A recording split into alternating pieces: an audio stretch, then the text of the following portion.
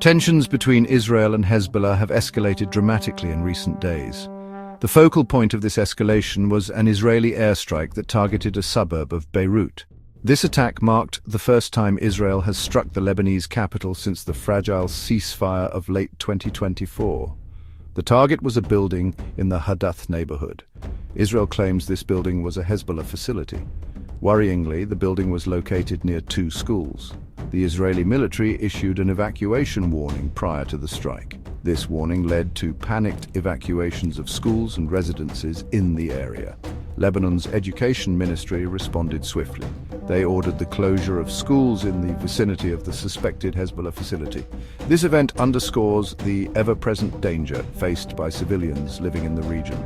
The Beirut airstrike followed the launching of two projectiles from Lebanese territory towards Israel.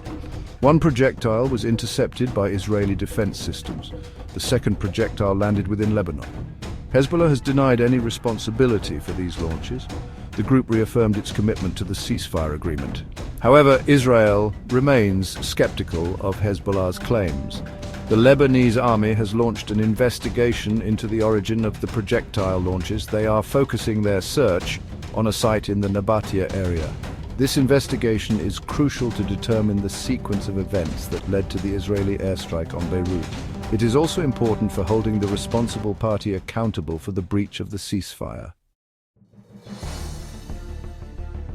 The recent exchange of fire between Israel and Hezbollah has put the fragile ceasefire in jeopardy.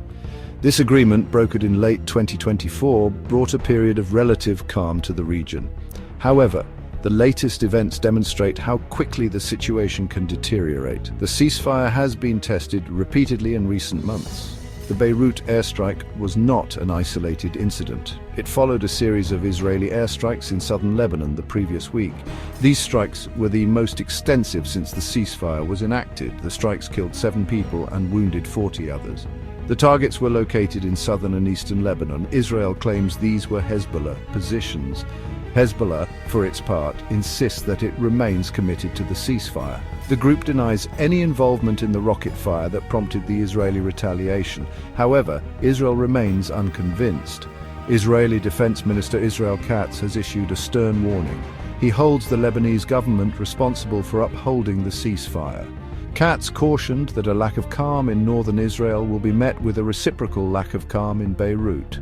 The escalating tensions between Israel and Hezbollah come at a time of heightened regional instability.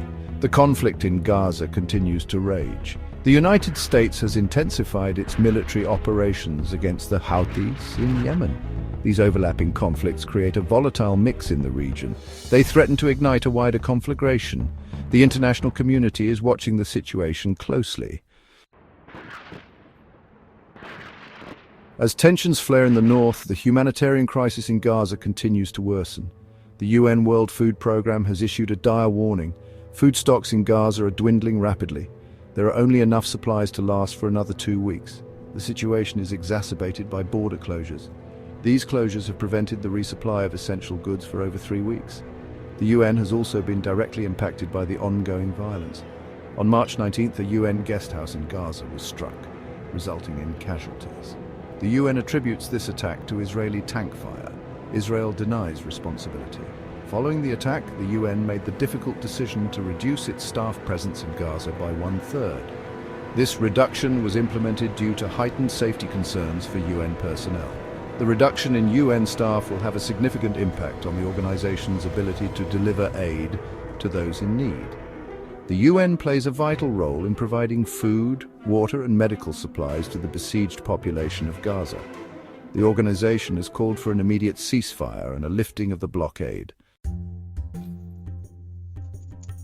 The recent escalation of violence between Israel and Hezbollah has pushed the region to a dangerous precipice. The situation is complex and multifaceted, with no easy solutions in sight. The international community must work tirelessly to de-escalate tensions and prevent further bloodshed.